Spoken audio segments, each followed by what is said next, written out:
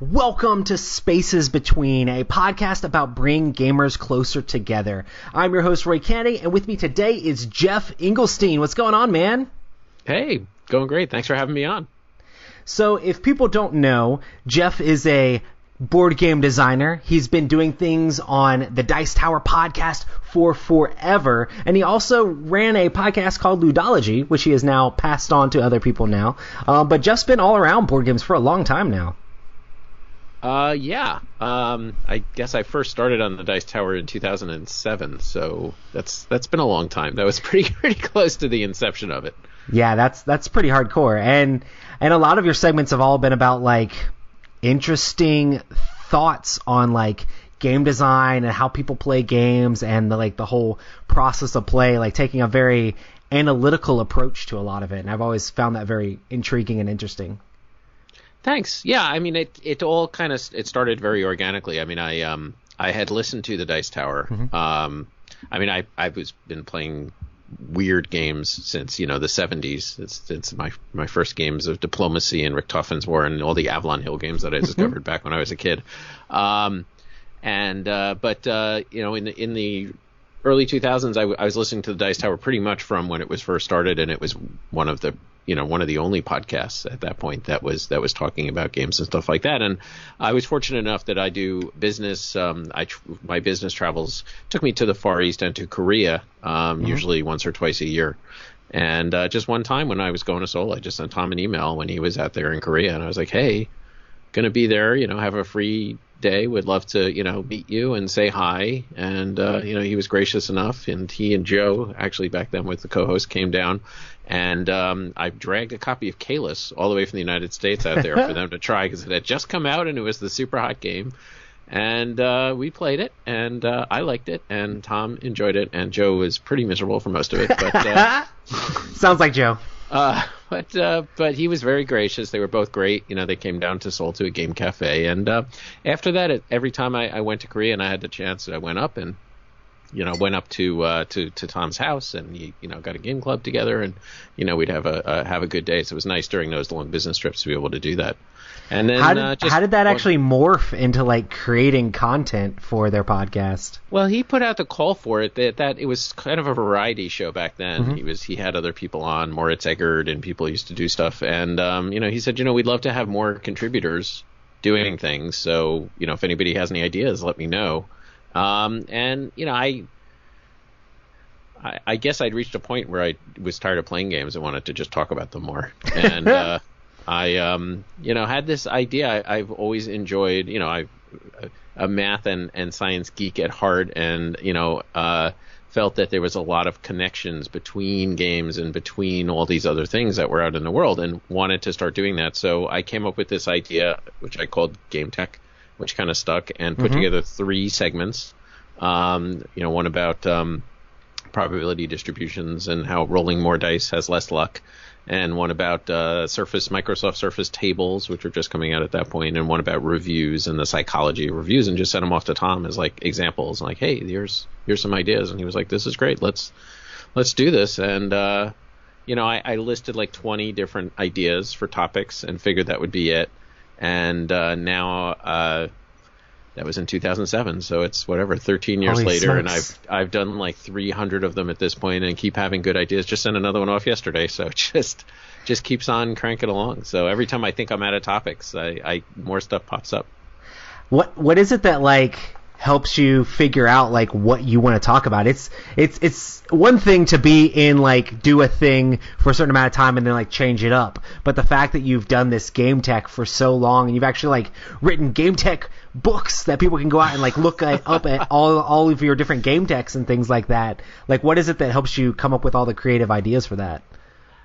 I guess at this point, it's just always in the back of my mind of like looking at keeping an eye out for topics and stuff like that. And it's nice because I've kind of extended the concept of it. So it covers so many different areas. So sometimes I'll talk about math and sometimes I'll talk about psychology. And, the one I just sent out was about a story from history that involved games that I just heard. And, whenever I see something, I just have a file and with notes and just, throw it in there and then just, bring it out. So now I do once every 2 weeks. So it's like 24, 25 a year. So it's a manageable number to come up with. Is there anything like crazy or interesting about games that you feel like maybe one of your segments that you feel like more people don't really grasp or understand or quite get, or you thought was an interesting thing that people don't think about normally when it comes to games?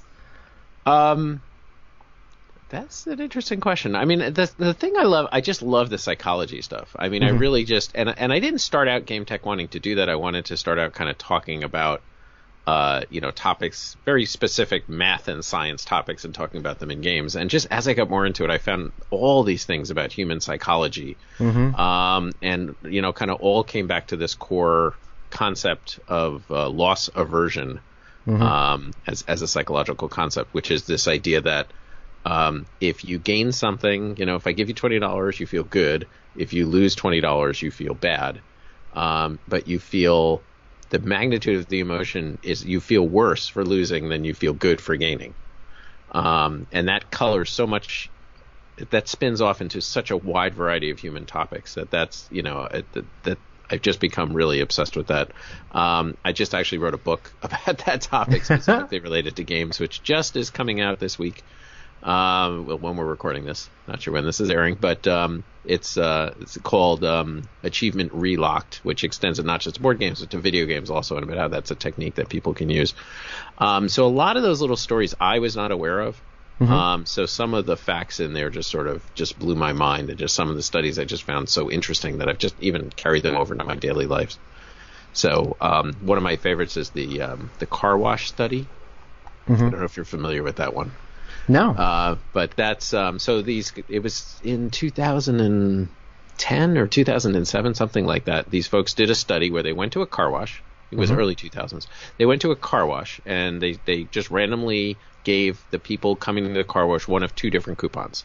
The first coupon was if you get 8 punches, you come back 8 times. Every time you come back, we'll punch it for a car wash. If you get 8 car washes, we'll give you a free car wash. And the other one said you have to get 10 punches on the card, and if you get all 10 holes punched, then you get a free car wash. But they punched the first 2 holes and said, we're giving you 2 starter punches. So in both cases, they needed to get 8 additional washes. And then they just sat back and saw what percentage of people reached the free car wash level. And 19% of the people that just got the unpunched card that needed 8 got the free car wash. So 19%. But the 10 that had the 2 starter punches was 38%. So almost that's crazy. Double of people went back. Because they felt like they were already invested, they already had a little bit going. It's like, oh man, this person was super friendly and like gave me 2 free punches. Like, maybe exactly. It's like maybe next time they'll give me 2 more free punches. Right. That sort of thing. And it's in games, it's everywhere, and you don't even realize it. And for example, can you think of a game where you have to get 10 of something but you get 2 for free? This is my quiz for the host. Oh, huh. I mean, yeah, I'm not sure. Okay. Settlers of Catan. You start with 2 victory points, and you have to get to 10. Oh, sweet. It's the exact analog of the car wash thing. And I never spoke to the car wash people to see if they had played Catan before they developed the experiment, but, there's... that's exactly analogous. And so it just gives people, oh yeah, I've already got 2 points. I know what I need to get points. I need to get more of these little houses on the board. And it just gets you going and gets you into the game. And you just see it used over and over again. And, it gave me an insight into, one of the games that is considered to be one of the most addictive games when you look at the video game world is Civilization. Sid Meier's Civilization. The concept that people always want to play one more turn. Yeah. And I think that one of the reasons that it does that is because you've got you basically have a series of projects in that game. Have you played the Civilization computer? I have played some versions of it. It also reminds me a lot of like the same concept, kind of like Stardew Valley a little bit. Like, I don't know if you've ever played that game. It's like a farming game, but at the very beginning of each turn, you get to go around and collect all of your works for the day. Right. You know, Right. It's like just kind of like, oh, cool, I just finished a new project in Civilization. Hey, cool, these crops finally grew. I get to go sell those, and now I can do more. But the key psychological thing is that they don't all end at the same time, right? Project might take, this project takes in 5 turns, and this project is going to take 8 turns, and this project is going to take 3 turns. But when you end, it's not like you take a deep breath and all your projects are done and okay, now I got to figure out what I'm going to do next. It's, I've almost researched this, or this crop is about to go, or whatever. There's always a little something that's out there for you. You're always on the path towards getting something done. You're never left like, I've finished all my plans. And I've played those games where sometimes like you're working hard to like cash in certain resources to get something, right? And then when you get it, you've got no resources, and you're like back down at the bottom of the hill again, and you've got to climb back up again. And just psychologically, that's not great. And, you can make it work in a game. But in general, if you can have like 2 of those things that you're doing at the same time, so you're not giving up all your, you have something to keep you going, then it's going to keep you much more psychologically invested. So just those little things, I've just, every one of those little things I learn about, I'll read an article about it, and I'll mention some other thing, and I'll say, oh, let me explore that. And then I read that, and then that turns into something else. So it just seems like, I guess that's my own example of the never-ending project. Is every little game tech I do like leads me to 2 or 3 other new concepts that I'm interested in exploring. So yeah, it's super interesting. Have you ever used your studies and all the psychological things like for nefarious gains in a game? Like, say you're playing diplomacy and you're like, I know how to make this work, or you're playing Cosmic Encounter and you're like, I know how to make them play negotiate, that sort of thing. Well, I'm sure that I have. I know for sure I've used it. I know for sure I've used it in business. I've used it in. I've used various psychological tricks when I'm preparing quotations and things like that for people. All the publishers you pitch to now are just going to be looking for Geoff's tricks. They should look for Geoff's tricks. I actually haven't used one of my favorite ones, and I always tell my salespeople, this is not particularly game related, but I'm going to say it anyway because it's got numbers in it, so I'm sure you can use it somewhere in a game. But there was a study done for real estate, and they found that people that listed the more zeros that were at the end of the price that they listed for their house, the higher percentage they had to give back as like a discount before they actually sold the house. Like if you just listed a house for $200,000, or well, it's 2020, I can't say $200,000. Just listed a house for $400,000. People assume you weren't super serious in your price. They'd come in at 300, 320, whatever. They try to negotiate you down. Mm-hmm. If you list your price at $412,563.27. Then they're like, this person must be pretty serious about set on their that price. number. They're not gonna. And the fewer zeros that you have, the closer to your asking price you get. And I use it in my business when we price products and stuff like that. When we do proposals, we do these pretty serious engineering projects, and I tell people, don't keep quoting at round numbers. Quote something crazy, even if we just who knows what it's really going to cost, but just quote something nuts. So I've used that. So that's my little tip for you if you're ever selling something. So I haven't used that in like a contract. I always just get like 5% royalty or 6% royalty. I should demand like you should put some. I want 6.73% royalty, and they'll be like, what? Listen, I gotta recoup my design time, and That's right. I've mathed it out. Do you know who I am? I'm Geoff Engelstein. Come on. Yes, that's my catchphase. Do you know who I am? Exactly. It's like a running gag with me and Stephen Bonacore. Whenever we go someplace, we both just try to see if who knows who we are. Pull rank. Get. But I have definitely used the psychology techniques in design. I've told this story before, but in Space Cadets, which is one of our earlier designs. And for those that aren't aware of the game, it's a cooperative game where you're playing the crew of a non-copyright infringing starship and accomplish missions. And there's all sorts of speed puzzles you have to complete to try to not end in disaster. Yes. But right around the time when we were finishing up the design, I actually did a game tech about endings, specifically about colonoscopies and the relationship that colonoscopies have with board games. For those that have not heard that Game Tek segment, it's one of my personal favorites. They did a study where they gave people that were getting a colonoscopy. They gave them asked them to give at like every 5 minutes. This was a while ago, so it's before now. You do it pretty much under anesthesia, but at that point you were awake through most of it. So they would give people a little, ask them, say, hey, what's your uncomfortableness on a scale of 1 to 10? And they would rate it, and at that point they kind of said the total the uncomfortableness of the procedure is just like the sum of all of those numbers, right? Mm-hmm. So you just add up all the uncomfortable numbers, and that's what it is.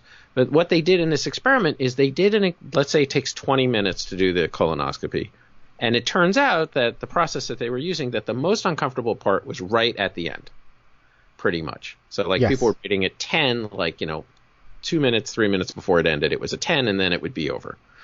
Then they had a second group of people where they did the same exact procedure for 20 minutes with the 10 uncomfortableness right at the 20-minute mark, but they just artificially extended it by another 10 minutes.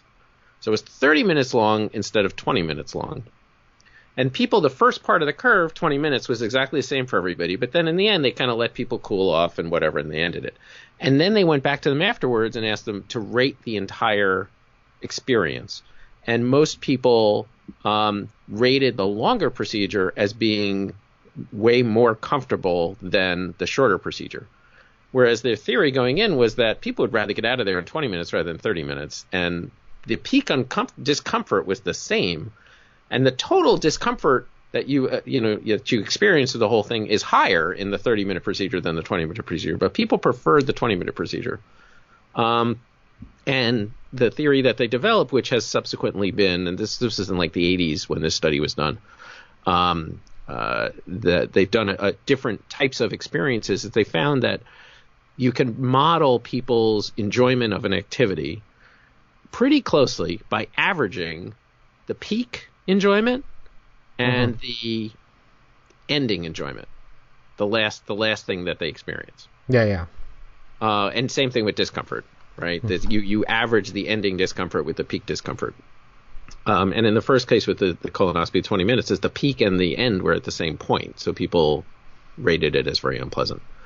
And same thing with a game or a movie or book or anything, right? If I'm watching a movie, if the most exciting part happens halfway through the movie, I'm not going to be, that's going to be a not a great experience, right? I want the most exciting thing to happen right at the end of the movie. That's and then you'll remember it the best. Right. And I realized with Space Cadets that actually our ending was not very exciting. Gotcha. We had it so you just like accomplished a mission, and you just won. It was over. Or if you lost, you just you rolled some dice if you took damage, and you just rolled to see if your core blew up. And it either blew up or it didn't blow up. And it was just not super exciting. So I got the kids together. That was one I did with my kids. And I said, look, we gotta fix this. The peaks are great. You've got great peak moments, but we need to build in a peak moment for the end of the missions. And we came up with two systems that I think are just two of the best systems that we came up with for the game. So for winning the mission, for most missions, you have to jump out at the end of the mission. So after you've the first mission, you have to capture 3 crystals. You just have to try to get 3 crystals on your ship. But after you get the 3rd crystal, you have to jump out of the sector. And the way you jump is, it's a little dice game. It's basically Yahtzee. You have 30 seconds to get 5 of a kind. And during the course of the whole mission, you can earn bonuses like rerolls or the ability to flip dice over or add 1 or subtract 1 to dice. You earn all these little special ability tokens. We completely stole that mechanism from another game whose name is escaping me at the moment. It's just you've got one person as your jump officer who's trying to do it, and they've got 30 seconds to do it, and you've got all these enemy ships bearing down on you, and you just need to get the heck out of there. And it's just, and it can be a complicated little puzzle because you've got to manipulate all this stuff, and you actually have to physically turn the dice to the right faces, right? So, and decide when you can do a reroll, and just it can be hard to see, and it's just when you do it, it's just so incredibly exciting, and you win the game at that moment in those 30 seconds when you're getting the dice to 5 of a kind. Right. And then on the losing side, rather than just you roll dice and you take damage. Now we had it so that if you take damage to your core, we kind of left that system the same. But instead of just losing when you take damage to the core, we changed it so that you have to you don't die right away, but you have what's called a core breach, so it's super thematic. And during the next time, the way the game works is you have a 30-second period where you're solving all these puzzles, but everybody's solving their puzzles at the same time. Everyone's got their own little puzzle. So what we did is we added this special core breach mechanic, core breach mini game that you have to play. And basically, each time you suffer a core breach, it gets worse and worse. So the first time, it's a level 3 core breach. You have to pass out 3 cards to any players that you want, one card to 3 different people. And the card has a shape on it, just a picture of some funky, blocky shape. There's the deck of 12 of these shapes. Mm-hmm. You pass out 12 shapes, and then there's another deck that has matching shapes. And then what you have to do is, in the 30 seconds, is you just have to look through the 12 cards in the deck, find the one that matches your shape, and put it down, and pass the deck to the next person with a card. Nice. If you find all of the shapes, the first time you have to find 3 shapes in 30 seconds, you close up the core breach and you're fine, but the next time you have to do 4 and then 5 and then 6 and so on. Now, the crazy part about it is we put that core breach thing in while you're doing all your other minigames. So while you're setting up the shields, or while you're trying to load the torpedo tubes, or while you're trying to do the engineering, at some point you got to kind of stop and interrupt what you're doing to do this core breach action, and then move on. And the great part about it is that, first of all, it's really thematic. Right. You're trying to close a core breach, and the ship is exploding, and you're not going to be able to put the shields up as efficiently just because, I've also got to close the core, or else I'm going to lose the game. But when people lose, you usually lose by like a split second, right? You're just out of reach. And it just made for such an exciting moments that even when people lose the game, they leave with a smile on their face. It's not one of the things we just feel like you're getting crushed. You always feel like, we could have done it. We could have. You lost in a blaze of glory, right?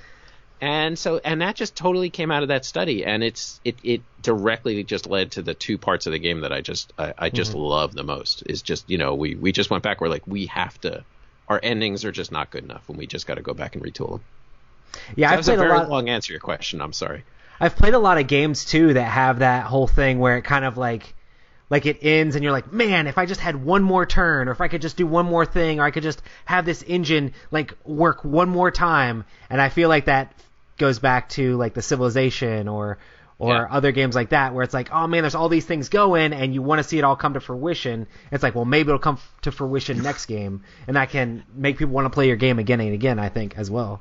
I think that's better than the opposite, where it's just feeling like it's dragging too long. But I also feel like, although it's not as bad over the last couple of years, but there was a little period there like 3 years ago when like every game that came out, I thought it was just ending just when it was getting good. It seemed like we were in like a little spate of that, a little aesthetic of that, and I was not happy in that period of time. I was like, come on, give me more than just one turn to run my engine, for sure.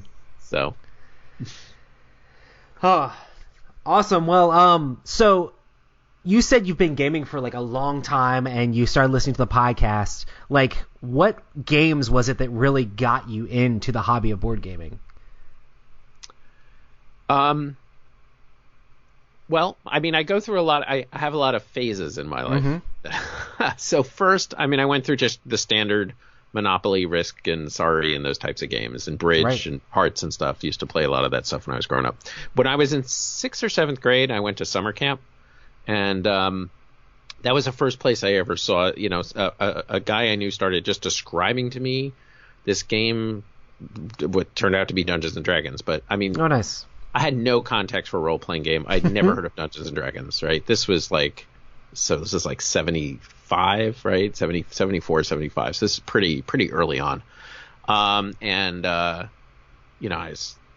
was like amazed that a game like this could happen. Somebody else had a copy of Panzer Blitz that they brought to camp, which I tried out and got slaughtered at. But I was like, I didn't even know that games could like do this. So when I got home, I started looking into them. I got an Avalon Hill catalog. Richthofen's War, the World War I flying game, was one of my first games, and I got Diplomacy, was another one of my early games. And then I just really kind of fell in love with them. I'd played Acquire a bunch also. My aunt and uncle had Acquire, which I had played for a few years before that, so I knew there was some games like that, but that one was always like a weird outlier to me. It was like, this game seems like it's from another planet. So in 8th grade, we had a diplomacy club. There was like a club period in our middle school. Oh, nice. And we went, and I went to Was anybody friends in that club, or were you just all enemies, begrudgingly going to the club? But we were very loud friends. And I went to the administration. I was like, we want to start a new club. We want to start the club to play this game Diplomacy, and we have like 7 people that are interested, and we're going to do it. And they were like, okay, that's cool, but rather than start a new club, you guys should join the chess and bridge club. And so we're like, okay, fine. So we go to the chess and bridge club, and it's taught by this, cute, sweet little old lady English teacher who was probably younger than I am now. But I remember her as being elderly. But, and it was so quiet in there. And then we just start playing Diplomacy, and we are just yelling, and I can't believe you moved into Burgundy. What the hell is wrong with you? And it was just, she was very unhappy, and that lasted a year, and then they gave us our own Diplomacy club. There you go. Did you have to negotiate for your own room? And you learned all those skills from Diplomacy yes, exactly. itself? It was basically just yelling a lot, and eventually we got what we wanted. That's what I took from that. But all through high school, we used to play. So I played a lot of D&D with my friends, and we used to play, Metagaming had all of their little games that they came out with, Tunnels and Trolls and Traveler and The Wizard and Melee and, all those games. We used to play tons of Avalon Hill games. I got into Squad Leader and all that stuff. Then in college, got even more seriously into the heavier games. We used to play Europa and World in Flames and Empires in Arms and all these, very, very Third Reich complex war games. Although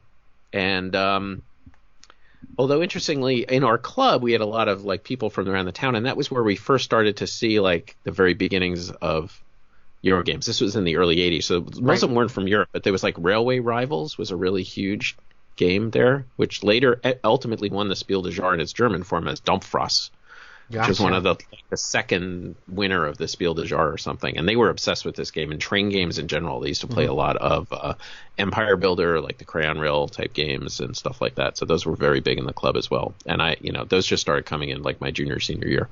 But then after I left, when I got engaged and married, we switched to playing, that was like in 1990, 91, 92, we started getting into the Euro games, right? So that was when I started getting into High Society and all the early Knizias.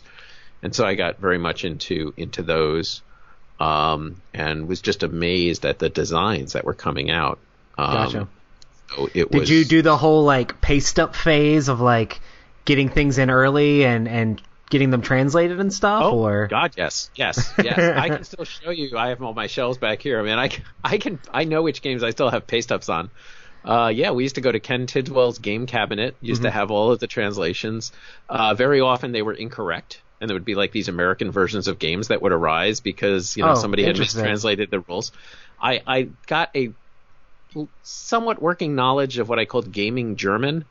I could like read the rules enough to like I know this means take one resource. Exactly. Like I know restaurant Italian. That's the extent of it. I can go to any restaurant in Italy and I will be perfectly fine. I can go into a game shop in Germany and I can mostly figure out talk the rules, about all the spiels, the punks, all that stuff, the Vertags. My pronunciation I'm sure is terrible, but I can read it. So that was, and then from there, just kind of rode the wave of, this was very early on, and it was, it's so difficult to describe to people what it was like back in the 90s. I mean, you could own every game that came out, and I did. Oh, for sure. You knew what was coming out. Everybody knew because all the games weren't imported to the U.S., so you could get a copy of just about everything that was brought over here. And so everybody, when we got together to play, everyone was playing the same things, talking about the same games. And for me, it was, I had a little bit of, I think acquisition disorder was a little bit worse back then because you could get everything, and at this point, obviously you can't. So it was just such a transition to having this very small circle of games. Like, we all knew, the next Knizia that was coming out. Everyone knew that Amun-Re was coming out, and what was it? Let's talk about it. Tigris and Euphrates. When that hit, everyone was like amazed. But now it's like with 4,000, 5,000 new games coming out a year. It's just a totally different world. Yeah, I mean, I always say, like, currently it's hard to, like, you can't play all the good games. You can't even play all the great games now. Just there's so many amazing games coming out, and I mean, of course, there's tons of chaff along with it. But like, it's crazy as a board game consumer, and that's why I feel really excited about the position we're in here at the Dice Tower, so that way we can tell people about, like, hey, maybe give them a taste, because they're not going to be able to try everything out. Maybe they can get an idea of what they would like or wouldn't like. Yeah, but it's incredibly scary as a designer. Oh, because, for sure. And the quality of the games has gone up too. I mean, there's not as many clunkers as there used to be. The level you do slightly less paste ups on games. Yes, I do. Yes, I haven't bought a game. My wife was very patient with that always. The descriptions would be stuck on the cards and stuff like that. But she was always good about that. But yeah, it's just it's a very different environment for designers. It's almost like a movie environment where if you don't hit it big in that first couple of weekends, you just feel like your game's out for 2 months and that's it. Then it's kind of gone by the wayside. So. Yeah, and I've heard it's like a lot harder to have a game that would be an evergreen or something that people keep going back to. It's like, oh man, it's so hard to find something that. Just from a percentage standpoint, it's going to be harder. I mean, even if you just say, for the sake of argument, that one game every year is going to become an evergreen, or 2 games every year is going to become an evergreen, right? Which I think is what it was, even traditionally, right? If you go through the years and you pick out a game from 2000 or 2001, 2002. Even ones that people thought were going to be quote unquote evergreens, like Puerto Rico, have kind of faded over time too. But even so, when it was 100 games coming out, your odds of becoming an evergreen were way better than when there's 5,000 games coming out.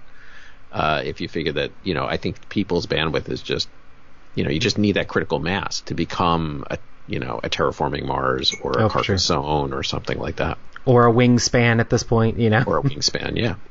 It's crazy. I am so intrigued by what catches on like that. It's crazy with the amount of stuff coming out. The fact that there's so many people out there consuming it now. Because, I mean, I'm sure it was an extremely small niche when it was like, we're importing these German games and like pasting them up. And now there's like, I mean, you have multiple $1 million Kickstarters going on at the same time on Kickstarter. It's like, and the actual community is funding all these games. It's crazy. And it'll be interesting to see how things progress. Because, I mean, even when Kickstarter first started out, it was like, oh, cool, a little indie publisher can make their way. Now it's like you have to have a huge name before you even start on Kickstarter, Yeah, absolutely. I mean, some things will catch on, like Kingdom Death came out of nowhere or something like that. But in general, you're right. I mean, that's definitely the general rule. So, yeah, it's a very interesting environment. But look, on Ludology, we did once a year, we did like a state of the industry episode. And I used to make predictions about where it was going and what was happening, and I was pretty much always wrong. So, so in terms of, I was like, it's not sustainable. Kickstarter's not sustainable. This, that, and the other thing. And my predictions in general have not been too spot on. So now I've just kind of said, I'm just going to sit back and watch and see what happens. I'm not going to try to predict it anymore. And it's crazy, like back in the day, you're like, oh, this D&D thing, I've never heard of a game like that. And now the fact that TV shows like Stranger Things, they're mentioning D&D, and there's people that make livings off of just playing role-playing games live on Twitch. Like the fact that that sort of thing can be sustainable at this point, and there's people like, oh, I'm selling off my D&D Netflix show to Amazon, and they're going to have a cartoon based off of it, sort of thing. That's just insane how far it's come, and it's very interesting how the tides have turned. Back in the day, it's like, I play D&D, but I keep it quiet, because I don't want people to be like, oh, you're playing it in your basement or something like that. Yeah, I mean, I grew up right in the, in the heart of that whole nerd culture thing where we were keeping it quiet and this and that and the other thing, but we won. Oh, I know. It's basically crazy at this point. Yeah, the video game industry is larger than the movie industry. Mm-hmm. And still as big as the board game industry is versus where it was, it's a fraction of like what video games are. So, I think there's still a lot of potential room to grow and, people that get interested. But yeah, it's, I just got invited to a party the other day from non-gaming friends who, mm-hmm. They're doing a game party and they sent an invitation with like picture of Dominion and code names and all this stuff on the invitation. And I'm like, who are these people? So, you're like, oh, that's awesome. No, you actually designed video games back in the day, right? I did. I have 2 video games published for the Apple II computer that were published in like 82 and 84 or something like that. Were those on the big like floppy disk things? 5.25 inch floppy, baby. Yep. 6502 assembly language. It had to fit in a 16K of RAM. Oh, man. Every byte counted. I just can't, and that's one thing I haven't gotten over yet is, I see the way people write programs today, and it's just this mm-hmm. abstraction layer, and this layer calls this layer, and the other thing, and it's just like, I remember the days when we, sweated over every last little thing, and just storage too is just crazy. I mean, I remember when I first got my first Apple computer, which was the first computer I got, you had to supply your own tape recorder to save programs and load programs on. It did not come with a drive of any type. That's crazy. You could buy the floppy, but it was, several $100s extra. So I lived for a while with the tape recorder, typed in all the basic programs and saved them to the tape recorder and read them back. And more often than not, there was some kind of corruption. Mm-hmm.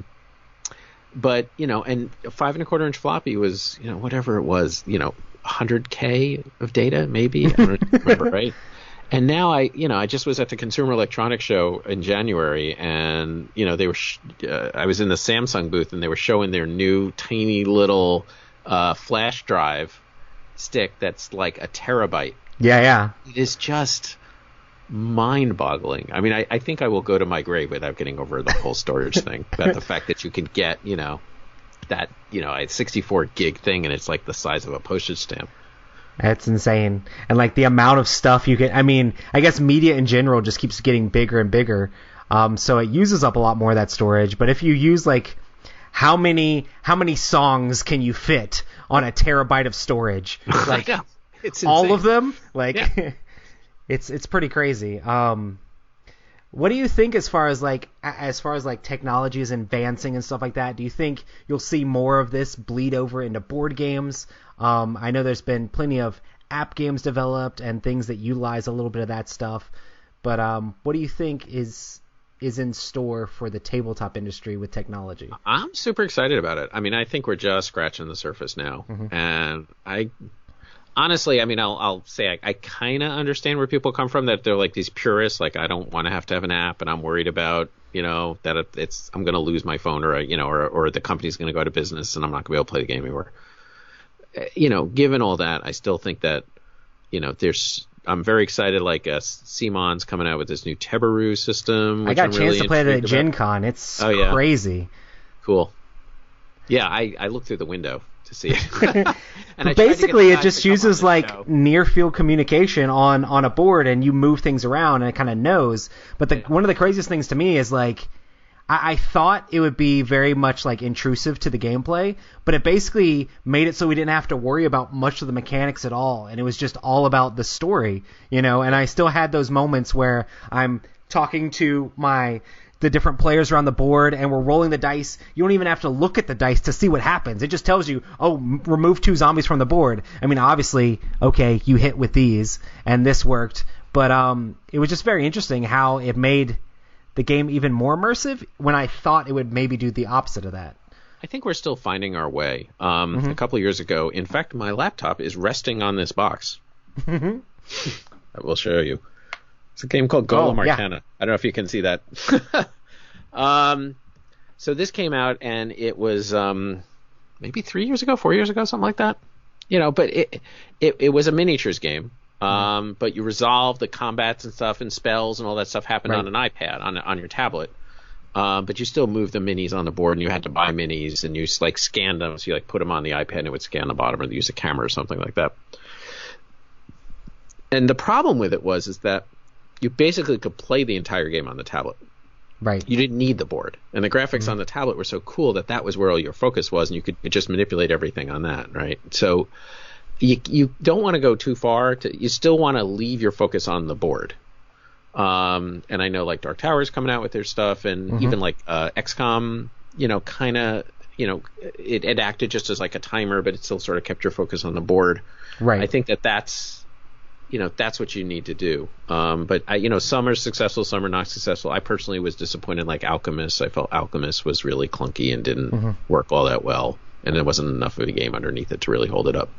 But I'm super excited to see what comes out. I think like Detective, Chronicles of Crime. I think there's a lot of stuff there. I love the ones that help lower the barrier of entry to the game. Like, my wife hates like the whole like learning part of the game and having to relearn this crazy weird rule set and all that stuff. But when you play a game like Chronicles of Crime, it's like, oh, you're just scanning this thing and scanning that thing to talk to people or show different people different items. And there's not a whole lot of rules overhead you have to get into before playing the game. And I feel like it's interesting when apps just like mitigate the whole like learning the rule process and lets you jump straight into the game. It's very similar with Mansions of Madness as well. It's like you set up a tile, you put your characters on it, you kind of just play the game from there, Right. I mean, let's face it. I mean, rules are the original sin of board games. It's the biggest barrier towards wider acceptance because people don't want to learn it. They don't want to feel stupid. They don't, they just want to have a good time, right?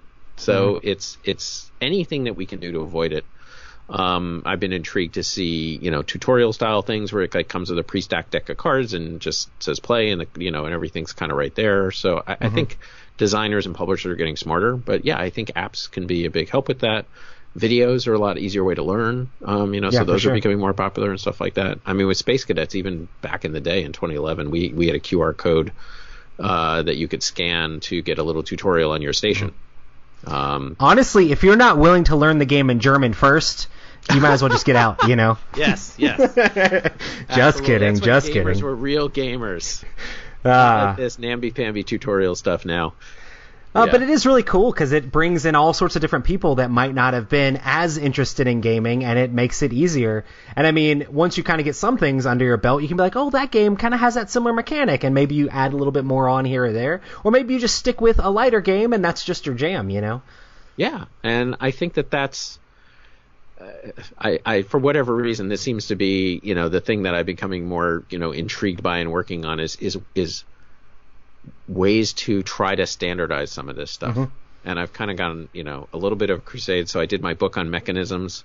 Yeah. Part of that was born out of the fact that I would like, so I teach a class at NYU on game design. And, even the students that were like came in and like new games, and said, oh yeah, I'm a big gamer. And that meant they had played Pandemic and they'd played Dominion and, maybe some other stuff. But, they would still come to me with what I would consider to be like really basic mechanism questions, like how do I solve this problem?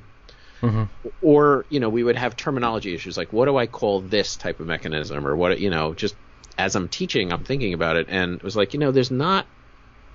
I've played thousands of games, right? I have 2,000 games here in my basement. Yeah. Walk around with my laptop and give you a tour. So I've just got this mental library of things I can, that just have all bounced around, and I can, so when I'm designing a game or when I'm sitting to play a new game, it gives me a reference point, right? Oh, it's like that. Right. It's like this. It's like, oh, this is a zone of control. I know what a zone of control is, right? Right. And so I've just wanted to start seeing what can we do to try to make it easier for people to try to, and starting kind of with designers. And so that's the mechanism book was an attempt to put names on all this stuff and just have a list. Like, here's 8 different ways, 13 different ways to do auctions, right? Here's a bunch of, and here's names for them all. There's so much stuff that we do in games that there's not even a name for, that you don't even think about really until you describe it to people. Right. I mean, for example, one of my favorite examples, let's say you're in a game and there's a first player token, and you play one round, it goes around the table, and then when it gets back to first player, the first player token passes one clockwise to the next person, and that person is the new first player. There's no name for that concept. Right. But it happens in several games, and every time you see it, when you play the game with it already, you're like, oh, I know how this works, Right. So in the book, we called it progressive turn order. Mm-hmm. And if it goes the other way, because there are some games where the first player token passes counterclockwise, that's called regressive turn order. So maybe it'll catch on, maybe it won't. We also tried to standardize on the definitions of rounds, turns, steps, and phases and what those mean, because I see that come up all the time in like some games. We'll call it turn order, what I would call a round. And I would just, there's no standards body, but I would just love to see, some level of acceptance, some level of consistency. Not because I want to be the grand poobah of naming stuff, but because I think if it's, the more things are consistent, like you said, if somebody learns that one game, it's going to be a lot easier for them to go to the next. Another thing I've just started kind of poking around at and looking at is the same concept, but with icons. I don't want to make icons, but like if I get in a car, right, I see a button, I know it's the rear defroster or the front defroster, right? That's an icon that is fairly recognizable, and it's pretty much the same in all cars. And they didn't start out all the same, but just over time, the car makers just kind of decided, okay, this is what and you can put anything you want there. As far as I know, I don't think there's the check oil light looks the same. It's got like a little oil pot, it's like you should know what that looks like. And there's a little arrow that points to the side of the car that your gas cap is on, right? And that was just kind of conventions that were just sort of converged at, and you can go away from that, but if you do, people are going to get in your car and they're going to be confused. I mean, I remember the first time I went to a Prius and I had no idea how to turn it on, and eventually I found the rental car company had a giant sign over on the passenger side that said, "This is how you turn the car on," because obviously I wasn't the only person that had that issue. So it's the first time with push button starts, and you got to push on the brake, and all this stuff you had to do. So when you move away from a convention, it's going to confuse people. And I'd love to see the same, even like in iconography. Like we're pretty close now that a slash, if I see like two resources with a slash in between them, it means or. It means or, right? And so we've all kind of accepted that. And I'd love to see more stuff like that. That's, you can kind of pick it up and figure it out without having to know gaming German. Yeah, it's definitely very interesting. Like as you go through all the different stuff in design, have you ever like played a game and seen like kind of like issues or like problems with it and been like, I wish the designer knew about this mechanic that's already exists in like the design space. It's like this mechanic in the design space would have like alleviated this sort of problem. Or do you come in that in your own designs? It's like, oh, let me pull this mechanic from here that I've seen before to try to make this work. Yeah, I mean, I think every designer I talk to has the same issue: is you can't play it once you designed a bunch of games, right? You can't play a game anymore without dissecting it, right? Oh, for sure. You just look at it a totally different way, and I'm sure like directors when they watch a movie, they're not seeing the movie, they're seeing the shots, So yeah, I always kind of deconstruct or say, oh yeah, but I try to look at it like, why did they choose this instead of this? And more often than not, there actually is a reason. One of the games we did, Stronghold asked us to remake Survive with a space theme. Right. Survive is such a phenomenal game. There's so many things, and such a brutal game sometimes. Oh yeah, a brutal game, but for kids, it's fun for kids. But it's weird because it like abstracts, not really abstracts, but it distances the players from brutality in a way. Like you don't really go after somebody. You kind of do, but you like have to roll a die to see what creature you move, and it's like, well, I have to move a shark. I guess I can eat your people now. What am I gonna do? I have to move a shark. But when we started getting into actually trying to come up with new things we could do built on Survive, because we didn't just want to reskin it. We wanted to add some other features or tweak some things around, and not just a theme. And everything we tried for the longest time made the game worse. Yeah. I learned more about the quality of that game design and just little subtle things that you wouldn't realize, like the distribution of the tiles, right? We just started adding some other tiles, and we added a fourth level and stuff like that. And it just like blew up the game, just these little innocuous changes that just made it not feel as good. Yeah. And just gave me such tremendous respect for the designer. So a lot of times, you got to give the designer some credit. My favorite reviews are always one where somebody said, I played the game once, it's totally unbalanced. Well, give the designer a little bit of credit. I played the game 150 times before you saw it. But on the flip side, that's a valid critique. I mean, most people, I've really kind of come around on that in terms of balance, is that I think that and that's a consequence we were talking about before, the 4,000, 5,000 games a year, Mm-hmm. is that a game has to be fantastic out of the box. Yeah. A very first play, right? It used to be back in the day that you would play a game 3 or 4 or 5 times. You'd play it once and be totally confused and then go back and play it again. And, I'm starting to see the strategies, and you'd get through that. Designers don't have that luxury anymore. If somebody plays a game the first time and they don't like it, forget it. It's back on the shelf, or, not being purchased or whatever. Yeah, your game has to be super fun and wow somebody within the first play, which makes it hard to design nuance into the game sometimes, I think. Yeah, and I think some some publishers are dealing with that by like ranking different like special powers and stuff like that. Sidereal Confluence, the trading game, has like 12 different aliens, but they're like, these are the ones you really should start with, and these are the ones that you can't really, is hard to deal with once you kind of tailor make their first game, sort of.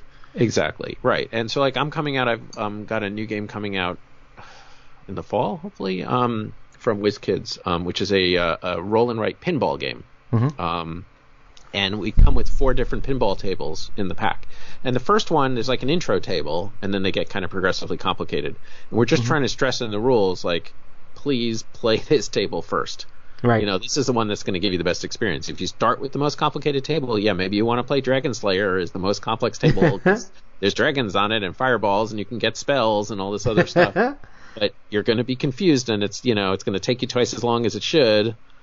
So just please play the carnival themed game first. But it's hard to control that. People becomes like a challenge thing. It's, I'm a real gamer. I can play these complicated characters right away. So it's like just immediately skip the tutorial and then be like, wait, how do I do this? Yeah, I roll the dice and then right on the okay. That's definitely super interesting. And it'd be interesting to see as games progress, like new ways to help break down some of those barriers or make it easier for people to quick start into games. I think so. I mean, and even thinking back, like I love Lada Schwadl is one of my favorite designers. The way that he can just conquer new areas all the time. It's like, I want to make a party game. Okay, I'm going to make the world's greatest party game. Sure, why not? I'm going to make a Civ game. It's going to be a great Civ game. Whatever. But and even though it became popular, and I think if it came out now it wouldn't, was Dungeon. I'm going to say Dungeon Keeper, but it's not Dungeon Keeper. Is it Dungeon Lords? Dungeon Lords was based on Dungeon Keeper, right? Dungeon Lords. Have you played? I've played Dungeon Pets. I haven't played Dungeon Lords. He learned his lesson on Dungeon Pets. So Dungeon Lords, which actually became pretty popular in its day, but I think it was early enough there weren't as many games, so it could kind of break through the clutter. But it started with, so you're building a dungeon, and then it gets attacked by heroes. And that happens like 2 or 3 times. And they can trash your stuff. But then, but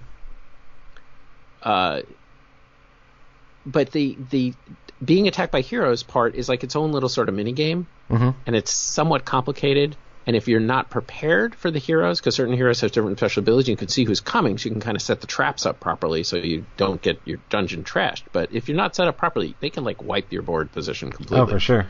So it actually comes with a tutorial game. That's why you reminded me when you mentioned tutorial, where you actually have to play through 3 times that, like 3 puzzles of your dungeon getting attacked, and you have to set it up. And they tell you in the rules, make sure with new players that you play through these 3 things so that they have a positive experience. Well, to go through that process takes an hour to play that. And then you're supposed to start playing the game. And it's just like, I don't know what they were thinking that, but enough people did it, and we all love Vlada when it, a new Vlada Schwadl game coming out, everyone got super excited about it. But I think if it came out now, I don't think anybody would have the patience for that to say, I'm going to spend an hour playing through these puzzles before I can actually start to play the game. Do you think that designers should work to make all of their games accessible, or do you think that there should be people that have those passion projects that have a game that just fits a certain niche? I mean, I'm sure it's not going to sell as many copies and it's not going to be an evergreen, but it's going to be maybe somebody's favorite game, Depends on, I mean, I think there's a place for that. There's some very complex games out there. There's lifestyle games, right? There's plenty of miniatures games that are really complicated and things like that. So yeah, I think there'll be a role for that. It just depends on what you're looking for. If you're looking for mass market success and you want to become an evergreen, it's harder. But I mean, there's always been games that have been on the more complex side of the scale that have done well.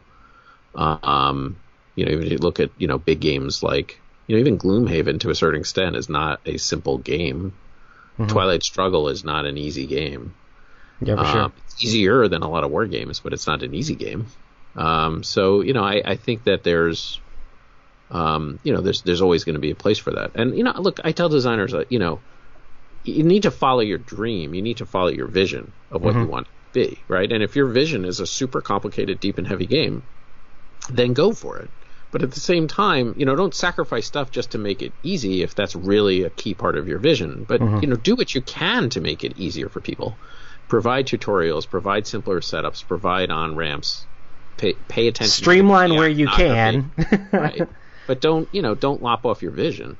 So. Yeah, I think it's very interesting, there's definitely multiple different sides of the hobby and all sorts of different games being made that I feel like there's all sorts of different niches within it, I mean, there's people that froth at the mouth of what's the next heaviest Euro game I could ever think of? When is this big giant Lacerda game coming out? And it's not gonna be on the shelves at Target, but they're definitely the fan base that loves that sort of thing. And you got to follow your vision. But again, as a designer, also one thing that I learned very quickly is no game is going to appeal to everybody. So you just got to design it for who you want it to appeal to, and that's what it is. So, which category of games do you feel like you want to try to make the most of, or do you just want to have a big spread of game types? To play or to design? To design. My games have gotten simpler over the years. My designs, I like to think of it as more streamlined, perhaps, but I think just in general, I've realized, my very first game, the Ares Project, had a really complicated combat system, because I felt that was the punctuation of the game was when you when you fought against other players. In retrospect, I would redo it. I would, if I had another swing at that game, which I would like to do, I'd like to go back and do Ares Project 2.0 because there was a lot of cool ideas in there. But I would simplify that. I'd simplify stuff. I mean, I've never gone back to one of my designs and said, boy, I should have made that one more complicated. Oh, yeah. And in fact, I often pose this. There's a few exceptions, but in general, when people come out with second editions of games or reworkings of games, they always get simpler. They never get more complicated. But I would love to design a complicated, intricate Euro type game. I'd love to do a real Civ game. I did trade on the Tigris, which is sort of a Civilization, but it was focused more on the trading than the Civ building and stuff like that. Gotcha. I've got some really cool ideas. Honestly, it's a ton of work to do a complicated design like that. Oh, for sure. And to really test it thoroughly and go through. And I've just got so many projects going on that when I start getting into one of these big mega games, I'm just I don't know if this is really if I'm going to be able to get all the energy together to make a complex mega design like this. I want to write another book, and I'm doing some podcasts, and I want to do this, and I want to have some fun. So it's really, you just got to dive in and not see the light of day for a year in order to do something like that and do it right. Yeah, it's definitely interesting on do you design a game that's you feel might be more successful or might be more massive appealing, or do you design something that's oh man, I really want to do this for me. This is the game I want to see, and this is the game I want to play, So yeah, because I imagine that the games that are super in your wheelhouse might not necessarily be the lightest games, might even originate in German in the language. No, I like the more complicated games. Yeah, I mean, and okay, so here's an idea. Here's a game I would love to do, but I don't think I'm ever going to do it. So even though it's got a big twist, I'm going to put it out there because I think it would be interesting. So it was it would start off sort of, and we'll go back to our conversation about the hybrid games. It's sort of like a cyberpunk sort of a game where you're trying to, do missions and you're a team and it's cooperative. So you go off and you try to do missions, but it'd be kind of legacy-ish and mission-ish. So you'd get you'd have an AI that would be giving you, Mm-hmm. you know, things to do and options. And at points it would like prompt you to do stuff or give you choices, kind of like, you know, cards in a like Dead of Winter or something like that. It might give you little narrow choices and stuff like that. But after a couple of games, you know, it would kind of be this developing plot. So it would be an app on your phone. At certain points, it would a couple of things would happen. First, you'd like make contact with this resistance who would tell you, no, the AI is not really who you should be listening to. Our missions are the ones that you should be following. And but in order to work with them, you have to install a different app on your phone. So you have That's two strange. different apps that you can go into. So you can go into the app for the underground, or you can go into the app for the the AI person that's doing. The other thing is that they both kind of, as you answer questions and stuff, like the AI in first missions, it will have prompted you to like do illegal activities and there's certain things like I need you to break into this thing, right? And then in later missions, if you like turn against the AI, it'll come back and say, okay, I have here's footage of you breaking into this thing in like mission 3, and I've called the police, and you know they're now on your tail, and you know, try to remember what the players did, you know, because you just naturally are entering stuff into the app. You're not even thinking about it. You know, it's just asking you, prompting you for information, but you're actually ultimately feeding it information that's going to turn against you. Right. And I think something like that could be a really interesting narrative experience. That kind of breaks outside the board game mold while still kind of keeping it on the board, and you're still moving around the town, you know, moving around the city and going to different locations and trying to do stuff. But it's just so weird because, I mean, I'm not going to spoil anything about, I literally have, I've been tinkering with doing like cyberpunky type stuff, and I'm like, what? I mean, it wasn't going to be cooperative, it was going to be more sandboxy, but I was just like, what, Geoff, you're speaking my language, design it, make it happen. Because if you design it, then I don't have to design it, so I can just play your version. Exactly. Like, I'm never going to design it, because it's just going to be way too complicated. There's going to be too much involved in doing the app. I mean, it's a major project, but it's the kind of thing I'd love to see, and I would love to play. You know, we played Time Stories, and I enjoyed going through that, and I enjoyed the meta, kind of the meta arc that was built into that through the different missions, although they kind of flubbed the landing in the last couple, but that's a whole other complaint. My idea was like, I want a game that is app driven like that in a cyberpunk world, but had a lot of narrative where you'd interact with characters, but the app would know when you interact with certain people, it would change things in other interactions. So it's like, if this person interacted with this person this way, they would move to a different location, or they would react to you in a certain way if you talk to them again, you know. So and all that stuff's really easy to do with an app, but it's extremely hard to do with decks of cards, you know. It is, yeah. There's ways to do it, but yeah, you're right that it makes things. Oh yeah, it'd be like, okay, you did this, now take this card out of this pack and put it in and put it in here, right? Yeah, which an app could do, and you would never know that it did it, you know. Right. The other thing that apps can do that I haven't really seen much is just the ability to push out new content. Right? Yeah. Like I mentioned, like, you know, even XCOM, the XCOM game, right? Eric Lang's game. You know, if it's sat on my shelf for years, right? I've played it forever. We played it like, you know, 4 or 5 times, you know, went through stuff. But if they came back and were like, we're doing a Valentine's Day event, right? And it's all these new things are going to be available, and this is going to be cool, and we're this all 2 weeks, I'd take it off and I'd play it again, you know, and it would. I like the idea of that too, of like having an app that you could upgrade behind the scenes, or like do like you said, like push a thing out, like, hey, I love the idea of having like a storybook game that's Tales of the Arabian Nights-ish, or one of the Ryan Lockett games with storybooks, but the book can also expand behind the scenes, you know. Yeah, and the choices that you thought you might be making are now different this time because the app, you download that update and it's not the same anymore, you know. Right. And there's, I'm sure someone has done it, and someone will probably, you know, post in the comments that this game XYZ, but I don't think it's been done as much as it could be done. I think there's ways to push out new content and let people know and just keep things fresh. That's awesome. Well, we have hit the 1 hour mark, so I guess we haven't talked about you at all, though. I feel like I've really just. No, this is all about interviewing you, Geoff. We have to learn about Geoff and all that stuff, you know. People People don't care about me. They just care about the awesome, cool people we have on here. But hey, if people don't know where they can find any of your games or your content or your books or any of the stuff that you're currently working on, where can they find out more about you, Geoff? So I'm pretty active on Twitter. So you can get me at G Engelstein. That's GENGELSTEIN. You can also go to ludology.net. I don't do the main Ludology podcast anymore. That's now done by Gil Hova and Emma Erkins and Scott Rogers. So they do a fantastic job with that. But I do still do the Game Techs and other special interviews and stuff like that. I'm actually very close to landing an interview with a guy that works for IBM that's doing quantum computers, and he's trying to use them to design games. So he's in Zurich, so we're trying to set up a time to talk. So I'm very excited about that. Oh, that does sound fun. Interview also goes up there as well.